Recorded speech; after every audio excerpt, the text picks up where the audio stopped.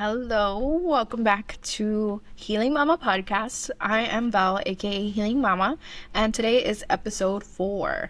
So I'm excited. I just want to say, guys, I have enjoyed doing this. I started it in January. I enjoy talking to you guys, the comments, the messages, the DMs. I am grateful for you all. I love doing this. It's something that if you asked me years ago, would I have been strong enough or brave enough to work on a podcast and film myself and edit and post for you guys and not be worried about the judgment, I would say hell no. But here we are. It's July 2025 and we are proceeding with episode 4. The year's really flying by, and it's crazy because I thought at one point in time in January, like, I'm gonna run out of topics. Like, how am I going to continue to do this? And every day I am led to a new topic and I just have a running list and I'm like, okay, all right, higher power, whatever you want me to talk about, let's talk about it. And I will continue to do that until I run out of topics. But thank you guys for all of your love and all your support. And I do want to say I got a message the other day on YouTube from one of my followers, and she asked, hey, I think I'm ready.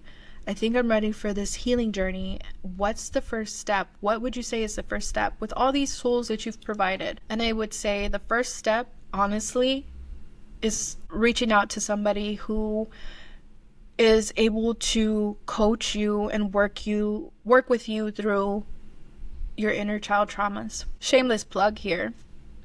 I am now certified to do that. So if you are ever in need and you're like, hey, you know what?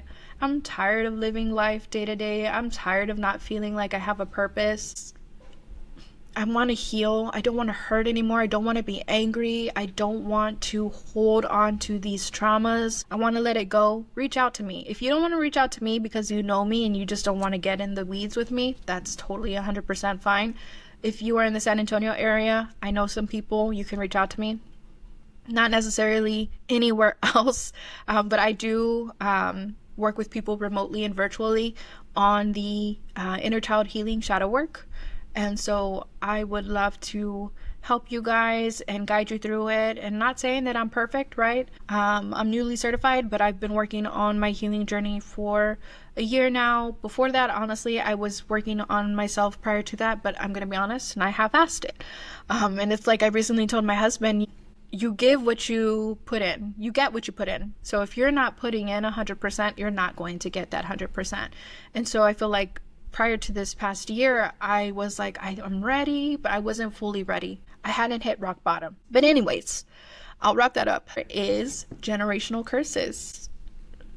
You can say generational curses, generational traumas. Some people don't like the word curses. I totally get it. I'm not really a curses kind of girl either, but that's how I was raised. My grandmother used to say, we have to break the generational curses, break the generational chains. And growing up, I was like, what? Generational curses, chains, like what? Like, what chains? I don't have chains. And so now as an adult, I see it, right? And I probably see it more now than I ever have. In working with myself and working through the traumas and the pain, I'm able to see what was passed down from generation to generation. And that's why I'm so conscious to try to be the best person that I can, because I don't want to pass that on to my kids and it just continue generation to generation. And we'll get into some kind of examples. But I had so many quotes on this one, and so I'm just going to do my best. I'm going to give you 3. I know I usually give you 2, but you could just bear with me because you love me, and I'm going to give you 3. The first one is, if trauma can be inherited from one generation to the next, then so can love, emotional intelligence, and wisdom. That one's amazing. And I'm kind of just going to do things a little bit different. I'm going to get into what I love about each quote right after each quote versus waiting till the end. If trauma can be inherited from one generation to the next, so can love and emotional intelligence. Can I get the people in the back to say, hell yeah? Like, yes, I claim that. Because why is it only the bad things that are able to be passed down from generation to generation? Why can't we pass on love? Why can't we pass on traditions? Why can't we pass on emotional intelligence, like it says wisdom, guidance. Why does it only have to be the bad things? And so if I'm learning to fix myself and reparent myself, why can't I pass that on to my children? And so it's something that I do work on. Me and my husband will sit there and I will have these conversations about inner child trauma and healing and all this stuff that I'm working with. And my daughter listens and she asks questions and she's like, what? And so we get to explain it. And so why can't that be passed on? Why can't I share that with her so that way she can grow emotional intelligence and then pass it on to her children? The second one, fasten your seatbelts. It's up to you to change generational narratives. When they tell you this runs in the family, you tell them this is where it runs the fuck out. I don't usually curse or swear, but I had to on this one because that's period. This is where it runs out. My generational traumas, my generational curses have run out. They stop here, they stop with me, and they do not transfer to my children because I am changing it. And so we'll get into the generational curses that I feel have passed down from generation to generation on my end. But like I said, they stop here. The final one. When we heal ourselves, we heal the next generation that follows. Pain is passed through the family line until someone is ready to feel it, heal it, and let it go. Man, I'm telling you, I was just like, I couldn't stop. I wanted, if I could read and just sit here telling you guys 1,000 quotes on healing generational trauma, I would. But I'm ready to feel it, heal it, and let it go. And that's what I've been working on. And I hope that in some way, you guys are opening yourselves up to feeling it. And maybe that's the first step, right? Because I feel like allowing yourself to put down those walls and feel the pain, feel the hurt, taking yourself back to that trauma, it's hard, right? And that's why people don't heal. That's why people have this built up tension and anger and resentment, because I was that person. I was a person that I didn't want to feel it. I was going to brush it off. I was going to brush it to the side because I wasn't ready. And that's fine. Everybody's ready in their own time. But the first step is to feel it. Feel the pain, feel what's going on, open yourself up to it, then let's heal it. We're going to heal it. We're going to work through it. What can we do to reparent ourselves? What can we do to reteach ourselves? If you feel like you needed love, then that's how you heal it. You give yourself love. If you lacked love as a child, if you lacked peace or safety as a child, then that's how we heal it. We reparent ourselves and then we let it go. We no longer need to hold on to that. It doesn't serve our greatest and highest good. So why hold on to garbage? Why hold on to trash? If we felt it, we healed it, we let it go. And so, like I said, growing up, my grandmother always used to say, we're going to break the generational curses. And for me, I think more in particularly, she was meaning the generational curse of divorce in my family, in my dad's side. And so it's crazy, right? Because I was little and she was talking about breaking the generational curse of divorce, and there's other curses, or I'm going to say traumas, because I do feel like they're traumas. Again, everybody's entitled to feel how they want. If you feel like it's curses, I'm going to say it's traumas. But I do feel like she was right in a sense, right? On my dad's side, it's divorce, divorce, divorce, divorce, divorce. My dad divorced my mom. His parents divorced. I think their parents divorced. I don't know how much further it goes, but that's 3 generations of divorce. When I got married really young. I got married at 17 years old. And so learning to become who you are as an adult, finding out who you are as an adult and growing through those like adult stages, and you're still a kid, and it's 2 kids turning into adults, different views. It's hard, guys. It's hard. And so I feel like my husband and I clashed and we had different points of views, and so we struggled, and there was times where we separated, times where we thought about divorce, and my grandma would say like, no, like, we're gonna break this generational curse, right? And I was just like, Grandma, it's just a divorce, like, calm down, like, people divorce all the time. But she's right in the sense of, in a deeper view of my father's family's marital issues, nobody ever wanted to gain the emotional intelligence or work on themselves or say, hey, maybe this is my fault, or maybe this is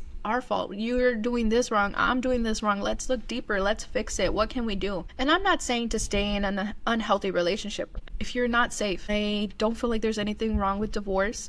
It's just something that I refuse to pass down any further. And if we could fix it, if we weren't able to fix it, I would have gotten a divorce, but we were able to fix it because at the end of the day, I knew he was my soulmate. And you can roll your eyes or think that I'm crazy, but when I look at this man and I speak to this man and he understands where I'm coming from and he doesn't look like at me like I'm crazy or like, what is this hippie girl doing over here?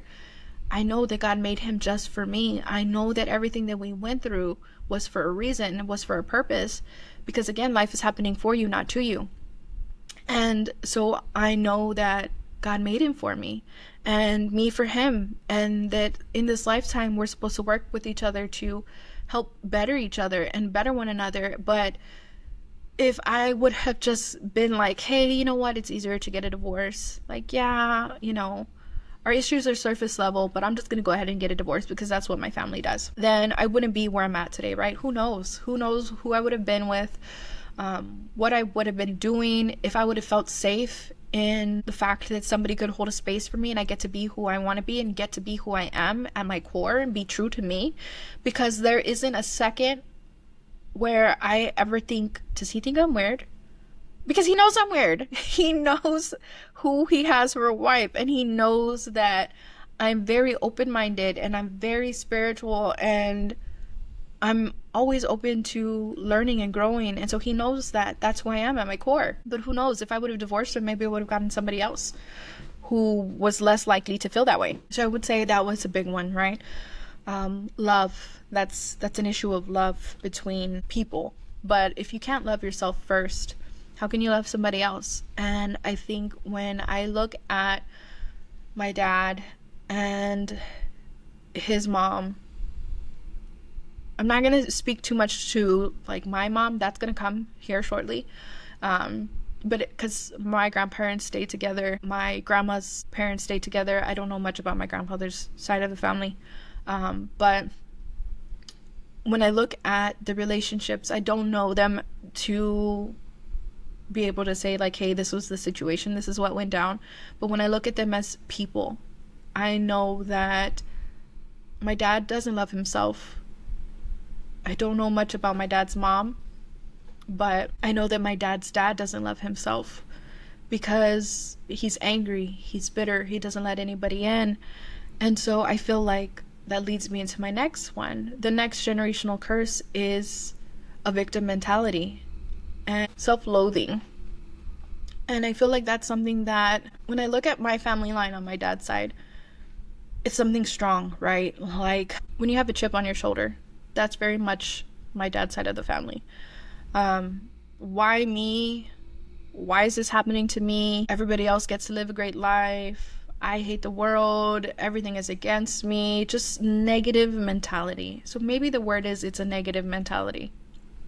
Then I don't know if a negative mentality can be passed down generation to generation, but there's something in that line, right? Because at one point in time, I was starting to feel that. I was starting to feel pity for myself and I was self-loathing when I was able to stop and realize everything that's happening to me is happening for me. And no, okay, this might not feel good at the moment, but there's a purpose to it. I'm able to open myself up more. And with everything that I've worked on to heal myself to not be a victim has opened itself up to love and healing and growth. And it's something that I feel like I have broken a generational trauma, right? The generational trauma of self-pity and, like I said, self-loathing. And it's just something that I didn't want to carry on, and I didn't want my kids to do that. When I looked at, and as horrible as this might sound, when I looked at my dad and I saw the person that he was truly for what he was, because I feel like for so long I had blinders on and I couldn't see past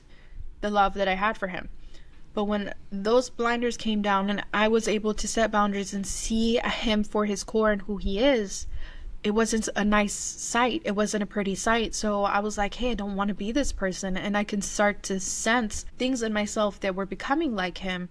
And not that he's a bad person, right? He's been through things. I'm not going to say, anything else. I'm going to leave it at that. But I didn't want to be who he was. And that is nothing against him. And there's things on my mom's side, right? The mental health I feel like that's a generational trauma that has been passed down. And I'm going to say trauma and use that word lightly. I don't know if it's trauma or awareness necessarily that was lacked, because I've said it in earlier episodes. I feel like as a Latino culture, we don't speak about mental health issues. We don't talk about, hey, I'm feeling like this. Like, hey, I'm having these thoughts. It's for us taboo. We don't talk about it. We don't talk about it. You're going to keep it to yourself. And because we don't talk about it, how many lives have been lost? How many people have hurt themselves because we don't talk about it, because we don't normalize mental health, right? And so I feel like in that side of trauma, generational trauma, I have stopped it. My kids are fully aware of the issues that I've had, the thoughts that I've had, the trauma that I've had, the feeling of, hey guys, I just can't do this anymore. And they know that I'm on medication, and they know that, you know, I'm like, hey, talk to me about your feelings, like what's going on. Like, I want you to know that there's nothing wrong with you talking about your feelings and sharing how you're feeling at the moment and your experiences, your sadness, your happiness, whatever it is.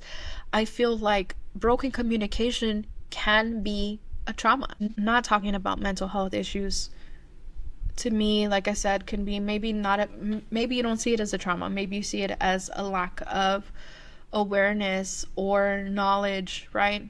But in my eyes, I see that as a trauma, right? Because when I think about my grandfather, and I love my grandfather to pieces. I loved him. I still love him. He's passed, but I still love him very much.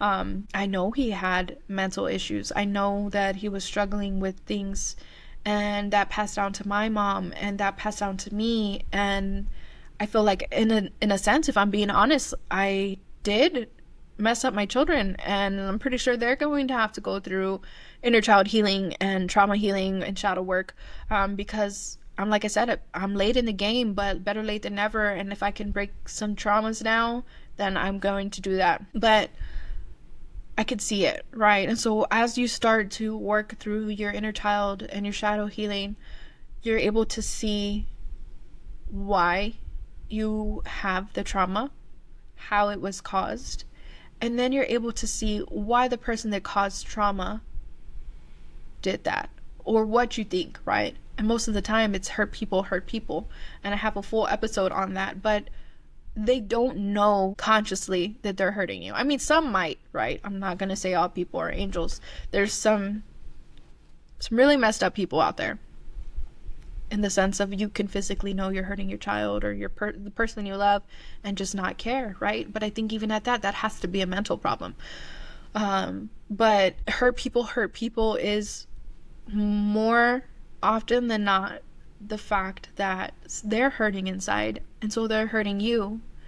And it's just, you know, I was talking to somebody about this the other day. They were telling me, you know, I think I struggle because of bullying. I was bullied in middle school, and I'm like, okay, let's work through this. Let's break it down step by step. And at the end of the day, that person was able to realize, you're right. Like, they were portraying their feelings and emotions on me, but I still carry that, right? And that's a whole nother step of forgiveness and letting go. But there are traumas that, you know, we have that are generational traumas that lead us to hurt ourselves, the people we love. If you're in school, the people you're in school with, your coworkers, whatever the case is. And so that generational trauma carries and transfers. And at some point in time, somebody has to be ready to feel it, heal it, and let it go. And I feel like that is the stage that I hope people get to. Again, even the first stage, just getting to the first stage can be difficult, but you're able to do it. And there's so much help out there with coaches, with, I think now I saw on TikTok, there's like inner child healing journals, which I think is awesome. There's YouTube videos, there's TikTok videos. There's all different kinds of tools and avenues that can help you feel it, heal it, and let it go. And I think that that's something that we should all take in and really work on, because how would the world be if we were all working to heal ourselves and to be better people and to not pass down trauma? How much better would the generation look? And I feel like, honestly, millennials catch a lot of slack or negativity for being millennials, but I will say, when I look at generations in terms of healing, millennials are the first ones that are really diving deep into it and trying to heal themselves and trying to work through the process to be better people. I look at the generation before, I don't necessarily see that, and I feel like the generations underneath me, I don't know what the generations are by title, but my brother's generation, he's about 10 years younger than me. I feel like his generation is open to it as well. And then I just hope that it continues to go on from his generation to my kids' generation to their kids, so on. And when we look at trauma, we don't see it as taboo. And we're like, hey, let's feel it, let's heal it, let's let it go. And so I challenge you guys to do that. And if you have questions, like I said, reach out to me. I love this journey of life that I'm in right now. And I know that I still have so much more to grow, so much more to learn, and I'm excited for it. And I'm excited to share with you guys. I'm blessed to be here every day. And that will wrap up this episode. Like always, please like, share, comment, subscribe, follow, reach out to me. And until next time, I send you so much love, joy, peace, and happiness. And I hope you have an amazing weekend. Bye, guys.